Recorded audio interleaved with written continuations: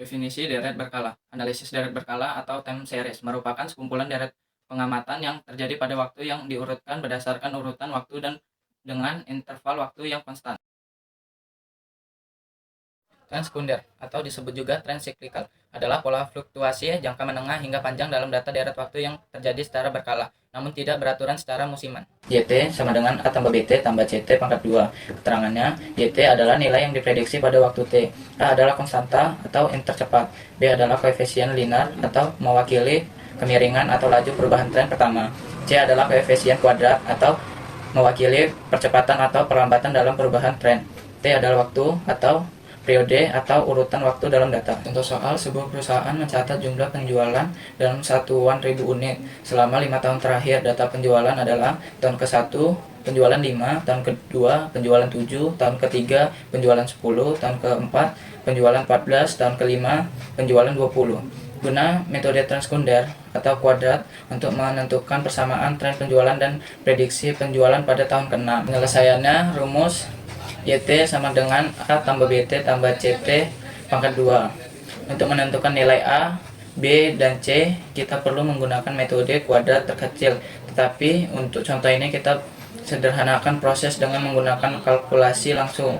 Bisa juga menggunakan kalkulator regresi kuadrat jika tersedia. Kita asumsikan hasil perhitungan dari regresi kuadrat diperoleh. A sama dengan 3, B sama dengan 1,2, C sama dengan 0,7. Sehingga persamaan tren YT sama dengan 3 tambah 1,2T tambah 0,7T pangkat 2. C tahun ke-6, substitusi sama dengan 6. Y6 sama dengan 3 tambah 1,2 kali 6 tambah 0,7 kali 6 pangkat 2. Sama dengan 3 tambah 7,2 tambah 0,7 kali 36. Sama dengan 3 tambah 7,2 tambah 25,2. Hasilnya 35,2. Jawaban persamaan tren sama dengan YT sama dengan 3 tambah 1,2T tambah 0,7T pangkat 2. Prediksi penjualan pada tahun ke-6 sama dengan 35,4 ribu unit. Variasi musiman. Variasi musiman merupakan penggerakan suatu keadaan yang berlangsung secara periodik dalam jangka waktu 1 tahun yang disebut pula dengan tren musiman atau seasonal trend dan akan berulang dalam setiap tahunnya. Contoh soal, sebuah perusahaan meneliti penjualan produk setiap bulan pada bulan Juni. Nilai pengamatan penjualan atau YT adalah 250 unit. Diketahui bahwa komponen tren bulan Juni atau TT adalah 230 unit. Komponen acak bulan Juni atau ET adalah 5 unit. Hitunglah komponen musiman bulan Juni atau ST. Penyelesaiannya, rumusnya yaitu YT sama dengan TT ditambah ST ditambah ET. Maka ST sama dengan YT dikurang TT dikurang ET. Substitusi angkanya, ST sama dengan 250 dikurang 230 dikurang 5. ST sama dengan 15 unit. Jadi, komponen musiman bulan Juni atau ST adalah 15 unit. Variasi siklis bisa disebut dengan helical variation. Aktivitas dalam bidang perdagangan, industri, dan keuangan seringkali menunjukkan pergerakan meningkat atau menurun secara siklis di sekitar tren statistika atau di dekat kondisi normal. Dinamika ini dinamakan variasi siklis atau siklus usaha, bisa disebut dengan business cycle. YT sama dengan TT tambah CT tambah ET, di mana YT sama dengan nilai observasi pada waktu T. TT sama dengan komponen tren pada waktu T. CT komponen variasi siklis pada waktu T. ET sama dengan komponen acak atau residual pada waktu T. Contoh soal, seorang analisis ekonomi sedang mempelajari data penjualan sebuah perusahaan selama 5 tahun. Untuk tahun ketiga, nilai penjualan aktual atau YT tercatat sebesar 1.200 unit. Dari hasil perhitungan sebelumnya, nilai tren atau TT untuk tahun ketiga adalah 1000 dan nilai komponen acak atau residual bisa disebut dengan ET sebesar minus 50. Hitunglah nilai variasi siklis atau CT untuk tahun ketiga menggunakan model adiktif. Jawab gunakan rumus YT sama dengan TT tambah CT tambah ET. Substitusikan nilai yang diketahui. 1200 sama dengan 1000 tambah CT tambah minus 50. Sederhanakan, 1200 tak sama dengan 1000 kurang 50 tambah CT. 1200 sama dengan 950 tambah CT. CT sama dengan 1200 kurang 950 sama dengan 250. Jadi variasi siklis pada tahun ketiga sebesar 250. Variasi tak beraturan atau irregular variation. Pada umumnya, variasi yang tak beraturan ini disebabkan oleh hal-hal yang terjadi secara kebetulan atau chance faktor seperti banjir, gempa bumi, pemogokan massal yang terjadi seketika tanpa diduga sebelumnya, kerusuhan besar, dan lain sebagainya. Oleh karena itulah, variasi yang tak beraturan ini dinamakan pula variasi acak atau variasi rambang atau random variation. Kejadian yang tak terduga seperti kerusuhan, pemogokan massal, atau gempa bumi dapat menciptakan pengaruh dalam kegiatan industri maupun perdagangan sehingga mampu menimbulkan fluktuasi. Model adiktif untuk variasi tak beraturan. Pada model adiktif, variasi tak beraturan dianggap sebagai penambahan terhadap komponen lainnya, seperti tren, variasi musiman, atau siklis. YT sama dengan TT ditambah ST tambah CT tambah ET, di mana YT nilai pengamatan pada waktu T, TT komponen tren pada waktu T, ST komponen variasi musiman pada waktu T, CT komponen variasi siklis pada waktu T, ET komponen variasi tak beraturan atau irregular pada waktu T. Contoh soal, sebuah perusahaan menganalisis penjualan kuartalan produk. Pada kuartal keempat tahun 2024, nilai pengamatan penjualan adalah 250 unit berdasarkan analisis komponen tren 180 unit, komponen musiman 30 unit, komponen siklis 25 unit. Hitunglah komponen variasi tak beraturan pada kuartal tersebut. Jawabannya yaitu GT sama dengan TT ditambah ST ditambah CT ditambah IT. Substitusi nilai yang diketahui 250 sama dengan 180 ditambah 30 ditambah 25 ditambah IT. 250 sama dengan 235 ditambah IT. IT sama dengan 250 sama 235 itu sama dengan 15. Jadi nilai komponen variasi tak beraturan adalah 15 unit. Definisi peramalan. Peramalan adalah kegiatan memperkirakan apa yang akan terjadi pada masa yang akan datang, sedangkan ramalan adalah sesuatu situasi atau kondisi yang diperkirakan akan terjadi pada masa yang akan datang. Ramalan tersebut dapat didasarkan atas bermacam-macam cara yang dikenal dengan metode peramalan.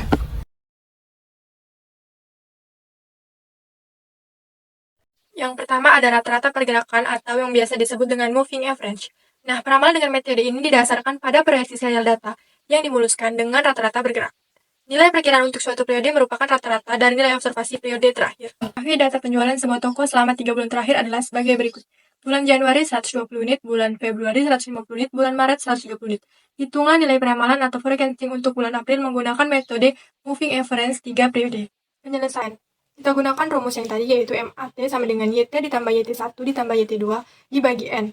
Dengan YT sama dengan 130 di bulan Maret, YT1 sama dengan 150 di bulan Februari, YT2 sama dengan 120 di bulan Januari, dan N sama dengan 3 karena dia 3 periode yaitu Januari, Februari, dan Maret. Maka M April sama dengan YT yaitu 130 ditambah YT1 yaitu 150 ditambah YT2 yaitu 120 dibagi N yaitu 3, maka hasilnya adalah 400. Kita bagi 3 sama dengan 133,33. Jadi hasil peramalan penjualan untuk bulan April adalah 133 unit. Pemulasan eksponensial atau exponential something. Metode exponential something berasal dari pembobotan atau faktor pemulasan dari periode-periode sebelumnya yang membentuk hubungan eksponensial. Model ini didasarkan pada ide bahwa ramalan yang handal dapat diperoleh dengan cara memodelkan pola-pola di dalam data yang terlihat pada plot time series-nya. Kemudian melakukan suatu ekstrapolasi pola-pola itu untuk meramalkan periode setelahnya. Rumus peramalan dengan metode eksponensial something adalah sebagai berikut. FT sama dengan A kali XT tambah 1 kurang A kali FT kurang 1. Keterangan FT sama dengan peramalan untuk periode T. A sama dengan faktor atau konstanta pemulasan. XT sama dengan data permintaan untuk periode T. Contoh soal, sebuah toko mencatat data permintaan produknya pada bulan Maret sebesar 400 unit. Peramalan untuk bulan sebelumnya atau Februari adalah 380 unit. Jika faktor something A sama dengan 0,3, hitunglah peramalan untuk bulan Maret menggunakan metode eksponensial something. Jawaban, gunakan rumus FT sama dengan A kali XT tambah 1 kurang A kali FT kurang 1. Diketahui A sama dengan 0,3, XT sama dengan 400 atau data aktual bulan Maret. FT kurang 1 sama dengan 380 atau peramalan bulan sebelumnya, misalnya Februari. Langkah-langkahnya, F Maret sama dengan 0,3 dikali 400 tambah 0,7 dikali 380 sama dengan 120 ditambah 260 sama dengan 386. Jadi peramalan permintaan untuk bulan Maret adalah 386 unit. Linear regression. Linear regression merupakan model peramalan kasual kuantitatif dengan banyak faktor yang dipertimbangkan dalam analisis kasual, dan penjualan produk dikaitkan dengan anggaran, harga pesaing, pembebanan harga, dan strategi promosi. Berdasarkan kriteria kuadrat terkecil atau least square kriteria. Adapun nilai A dan B diperoleh dari rumus berikut ini. Untuk mencari B, kita kalikan jumlah data N dengan penjumlahan hasil perkalian T dan Y. Lalu dikurangi dengan hasil perkalian jumlah Y dengan jumlah T. Untuk penyebutnya, kita kalikan N dengan jumlah T kuadrat, kemudian dikurangi jumlah T yang dikuadratkan. Setelah dapat B, kita cari A dengan rumus ini.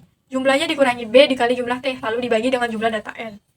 Keterangannya adalah Y aksen sama dengan nilai variabel Y hasil peramalan, T sama dengan variabel waktu, A sama dengan intercept atau nilai Y aksen pada saat T sama dengan 0, B sama dengan slope atau perubahan rata-rata. Contoh soal, diberikan data hubungan antara waktu belajar dalam hitungan jam dan nilai ujian seorang siswa. Waktu belajar T, nilai ujian YT. Nah, waktu belajar 1 jam, maka nilai ujian seorang siswa 60. Waktu belajar 2 jam, nilai ujiannya menjadi 65.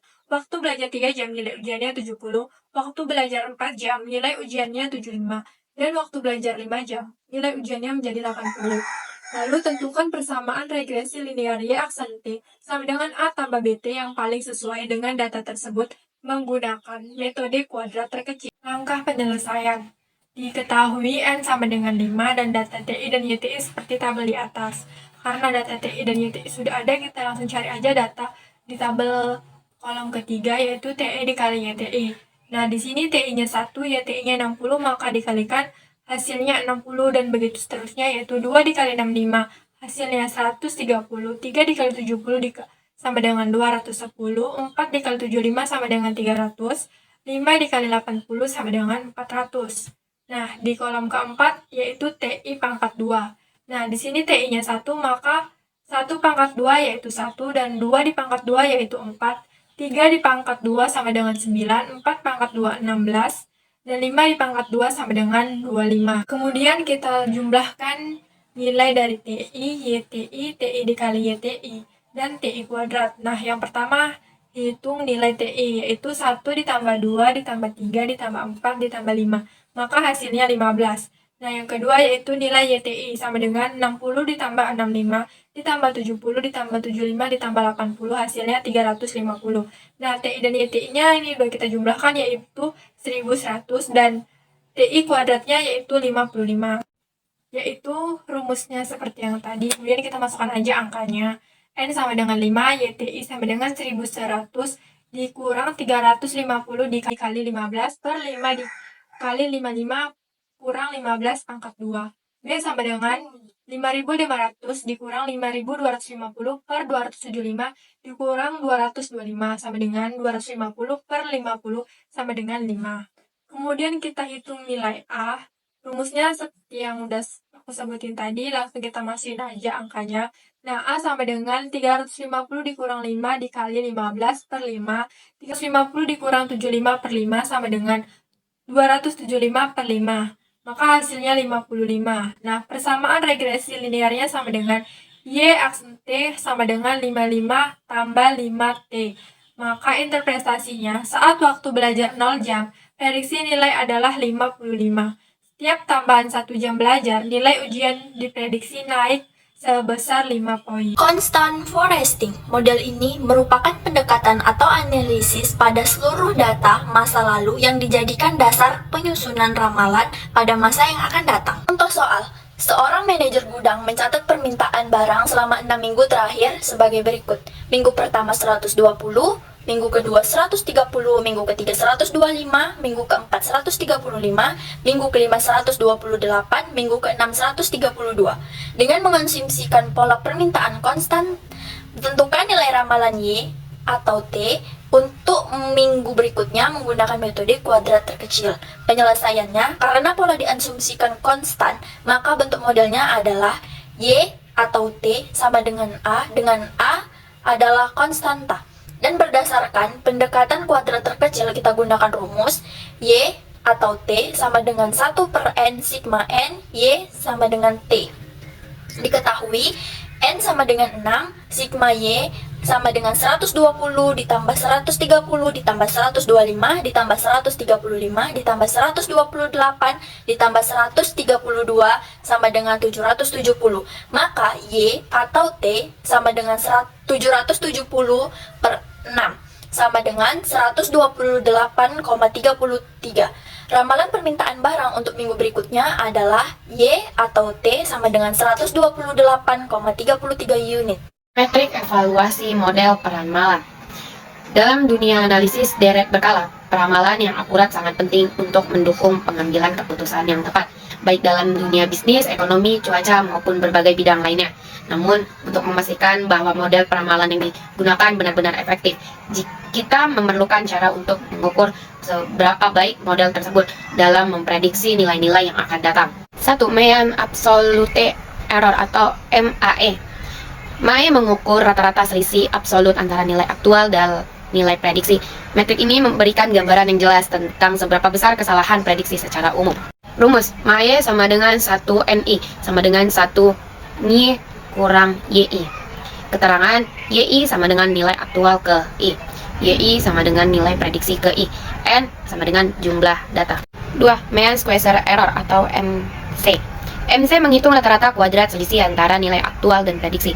Metrik ini lebih sensitif terhadap kesalahan besar karena kesalahan yang lebih besar diberi bobot lebih. Terus, MC sama dengan 1 NI sama dengan 1 YNI kurang YI 2. Keterangan YI sama dengan nilai aktual ke I. YI sama dengan nilai prediksi ke I. N jumlah data. 3. Root Mean Squared Error atau RMC. MRSC adalah akar kuadrat dari MC yang mengembalikan satuan kesalahan ke skala yang sama dengan data asli. Ini memudahkan interpretasi dan pertandingan antar modal. Rumus RMC sama dengan akar 1NI sama dengan 1NYI kurang YI 2. Mean Absolute Percentage Error atau MAPE. MAPE mengukur rata-rata persentase kesalahan antara nilai aktual dan prediksi. Ini memberikan gambaran tentang seberapa besar kesalahan relatif terhadap nilai aktual. Rumus MAPE sama dengan 100% NI sama dengan 1 YNI kurang YI. Contoh soal metrik evaluasi model peramalan. Nah, ini ada data-datanya itu untuk semua soal. Jadi, seorang analisis data ingin mengevaluasi akurasi model prediksi penjualan harian produk makanan ringan dalam 5 hari. Nah, di sini ada tabel. Nah, di tabelnya itu ada 3 kolom. Di kolom pertama itu ada hari, kolom kedua penjualan aktual atau Y, di kolom ketiga itu ada prediksi model atau Y diestimasi. Nah, di hari pertama penjualan aktualnya itu ada 200, sementara prediksi modelnya ada 210. Di hari kedua yaitu 250, prediksi modelnya 240. Di hari ketiga penjualan aktualnya 300, prediksi modelnya 250. Di hari keempat penjualan aktualnya ada 280, prediksi modelnya 275. Di hari kelima penjualan aktualnya ada 260, sementara prediksi modelnya ada 255. Penyelesaian. Yang pertama metode Mean Absolute Error atau MAE, di mana rumusnya yaitu MAE sama dengan 1/N dikali jumlah dari nilai absolut YI dikurang YI diestimasi dari I sama dengan 1 sampai N. Nah, di garis itu maksudnya mutlak. Jadi, misalnya itu ada 200 dikurang 210 sama dengan 10, itu harusnya kan negatif, maka karena rumusnya mutlak, jadi dia tetap menjadi positif. Nah, yang kedua 250 dikurang 240 sama dengan 10, 300 dikurang 290 sama dengan 10, 280 dikurang 275 sama dengan 5, 260 dikurang 255 sama dengan 5. Maka kita jumlahkan totalnya menjadi 40. Maka MAE sama dengan 40/5. Nah, 5 itu N itu jumlah datanya, jadi hasilnya yaitu 8. Maka rata-rata prediksi penjualan meleset sebesar 8 unit per hari. Nah, yang kedua ada Mean Square Error atau MSE. Nah, rumusnya itu sama seperti tadi, tapi kita pangkat 2. Jadi hasilnya tadi itu kita pangkat 2. Jadi di hari pertama yang tadi hasilnya ada 10, kita pangkat 2 menjadi 100. Di hari kedua hasilnya juga 10, kita pangkat 2 juga 100. Di hari ketiga hasilnya 10 juga, kita pangkat 2 menjadi 100. Dan di hari keempat hasilnya 5, kita pangkat 2 menjadi 25. Dan di hari kelima juga hasilnya 5, pangkat 2 menjadi 25. Maka kita totalkan semuanya menjadi 350. Nah, maka MSE-nya yaitu 350 dibagi 5. Nah, 5 itu N atau jumlah datanya yang tadi ya. Jadi hasilnya 70. Jadi rata-rata kuadrat kesalahan adalah 70 unit. Menunjukkan seberapa besar kesalahan secara kuadrat. Nah, yang ketiga yaitu Root Mean Squared Error atau RMSE. Nah, jadi rumusnya adalah akar kuadrat hasil dari MSE, yaitu 70. Maka RMSE sama dengan akar kuadrat dari 70, yaitu 8,37. Jadi, kesalahan prediksi harian dalam satuan asli sekitar 8,37 unit. Yang keempat ada Mean Absolute Percentage Error. Nah, rumusnya itu 100% per N terus dijumlahin dari I1 sampai N. Error absolut antara nilai aktual dikurangi nilai prediksi dibagi nilai aktual. Maka perhitungannya adalah di hari pertama 10/200 dikali 100%. Hasilnya yaitu 5%. Di hari kedua 10/250 dikali 100% sama dengan 4%. Di hari ketiga, 10/300 dikali 100% sama dengan 3,3%. Di hari keempat, 5/280 kali 100% sama dengan 1,79%. Nah, di hari kelima, 5/260 dikali 100% sama dengan 1,92%. Lalu kita jumlahkan, maka totalnya yaitu 16,04%. Maka MAP sama dengan 16,04% dibagi 5. 5 tadi itu jumlah data, sama dengan 3,21%. Jadi rata-rata kesalahan model adalah 3,21% dari nilai aktual. Nah, dari pembahasan kita tadi, maka rangkuman hasilnya yaitu metrik MAE sama dengan 8, metrik MSE sama dengan 70, metrik RMSE sama dengan 8,37, metrik MAP sama dengan 3,21%. Tantangan dalam deret berkala. Yang pertama, data yang hilang atau tidak lengkap. Yang kedua, perubahan struktural dalam data. Yang ketiga, ketidakpastian dalam peramalan jangka panjang.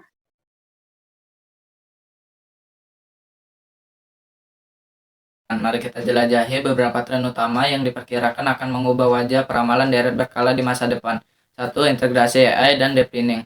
Dengan kemampuan untuk menangkap pola kompleks dalam data, terutama dalam dataset besar dan tidak struktur, model berbasis AI seperti LSTM dan Transformers memungkinkan analisis deret waktu yang lebih presisi.